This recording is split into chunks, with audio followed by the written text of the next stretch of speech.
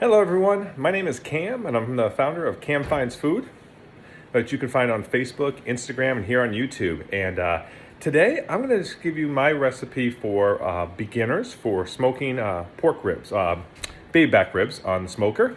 And this is really for those that don't know what they're doing and want an easy way. You might be watching on other videos a 3-2-1 method. I'm going to call this the one-step method. So it's really simple. And I want everyone to be able to do ribs because who doesn't love good ribs? So today I'm going to take you through the process from prepping the ribs to getting them on the smoker and then enjoying really good ribs afterwards. So I hope you enjoy this video. If you want to see more videos, go to Cam Finds Food on YouTube here or go on Facebook or Instagram, join the pages. I thank you for everyone, but hopefully this is a great way for you to learn. So to start with, you obviously need to have ribs. And I like to get my ribs here either at Sam's Club or at Costco because you can get these big bulks. This is 10.5 pounds of baby back ribs. And then you also need your seasonings, rubs. So some of the rubs I buy, some of them will make, it's whatever you decide that you like. And then obviously you get your pans lined up. And I usually do this process around 2 hours before I'm gonna get the smoker going, just so that the seasoning and rubs can really get in there. So the next step is once you've got your ribs out of the packages, you got to get the back of the membrane off to do it. And one of the easiest ways to do it is to take a paper towel and cut open a little piece here. And then take the paper towel and simply pull the membrane off the ribs. You need to do this so that the ribs can cook and you don't want that extra piece on there. So what I'm going to do is I'm going to clear out this. You can see it peels off really nice and easy. With the paper towel, I have no idea why the paper towel is the trick, but it is. And we get that peeled like that. All right, so that's our next step. All right, now that we've demembraned the ribs, the next step here is to coat the ribs with some mustard, some basic yellow mustard before we put in the rub. And again, you don't need to go anything fancy. I'm using very generic from my local grocery store. Yellow mustard, I think I spent 86 cents on it.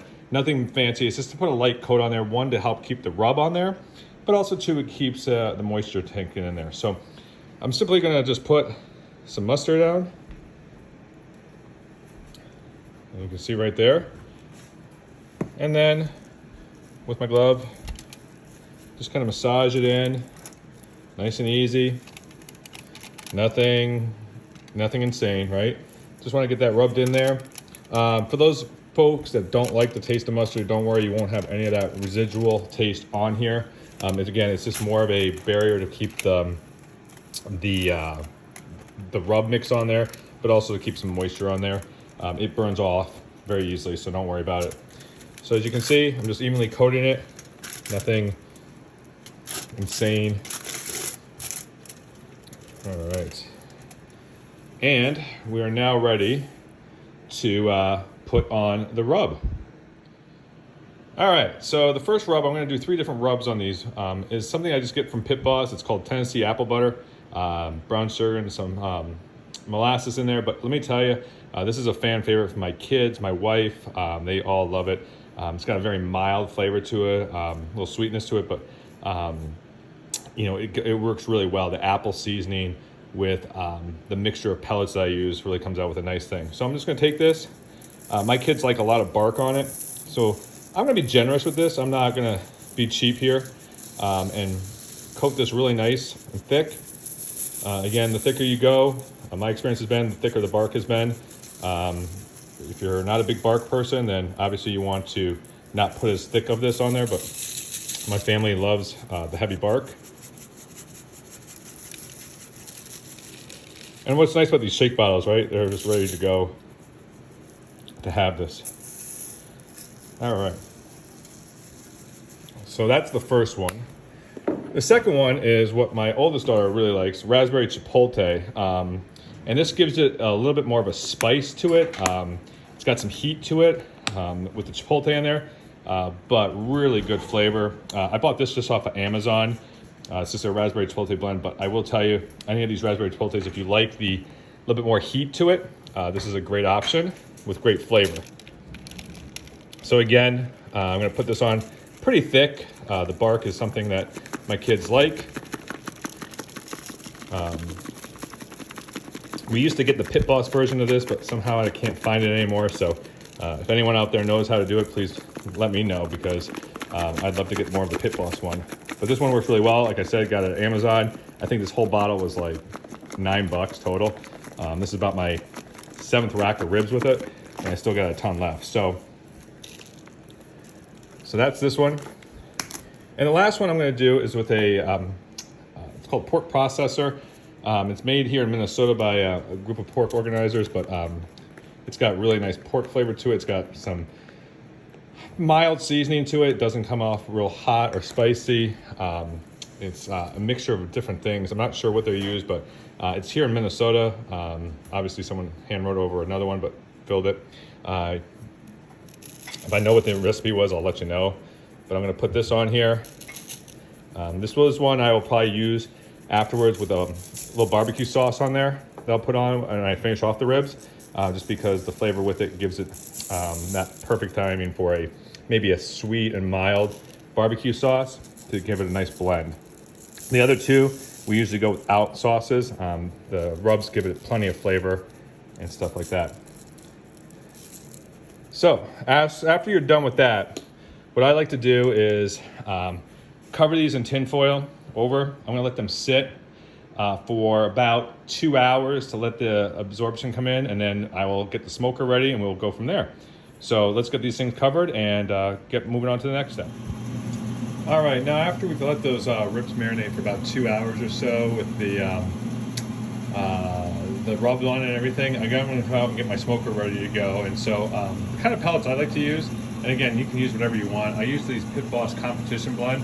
I like it for ribs, burgers, stuff like that. It just has a nice mild flavor to it. Really nice blends of everything. So I'll get my smoker going, and then we will get the ribs on there. So what we're going to do is we'll get the smoker going.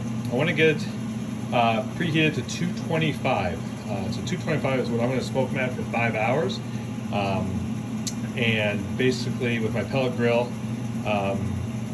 whatever you're using, my pellet grill is one of those electronic ones. So once I get it to 225, it's going to stay there, even in this Minnesota weather.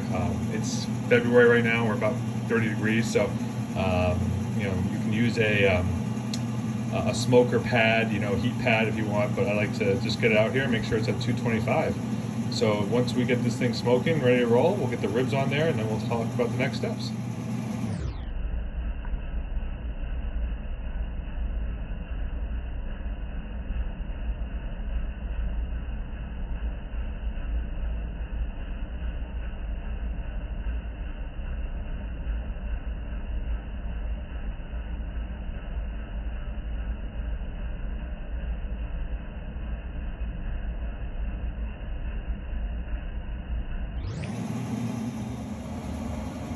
Okay, so now I've got the smoker preheated to 225. That's where I'm going to leave it at, so I don't want it to go much higher than that. So 225.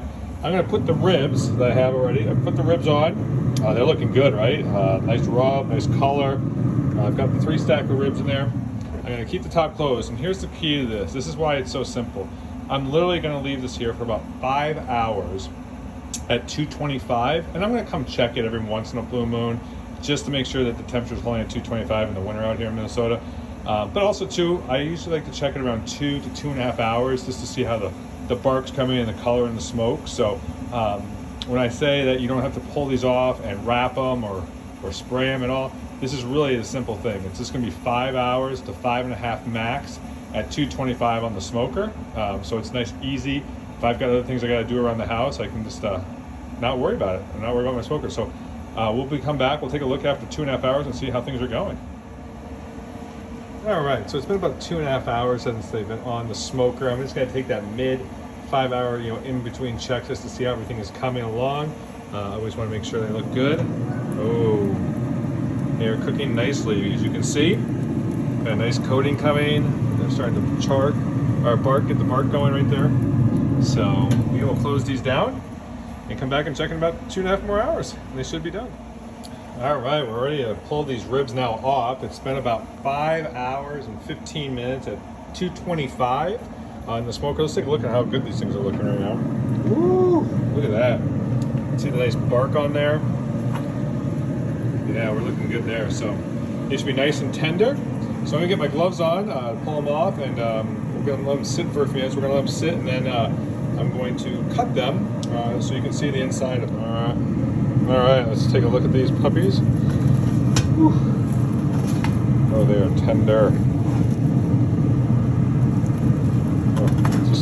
They're gonna be fall off the bone. Tender. Woo-wee. Look at those. All right, now the final step is cutting the ribs so you can serve them. Again, a little over 5 hours at 225 on the smoker, so they're gonna be delicious. So let's show you what they look like when we cut them open. All right, let's cut these up. Cut this off.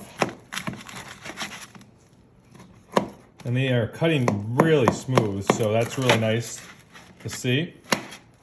So if we take a look here, you can see there's nice color to it. You got the nice bark on there and really tender. So that is the simple way of making ribs for beginners. So again, I hope you enjoyed this recipe. Good luck making ribs. For all those that are professional barbecuers and pit masters, I give you a lot of kudos because it is not easy to make fall off the bone ribs. So thanks again for watching on Cam Finds Food. Have a great day.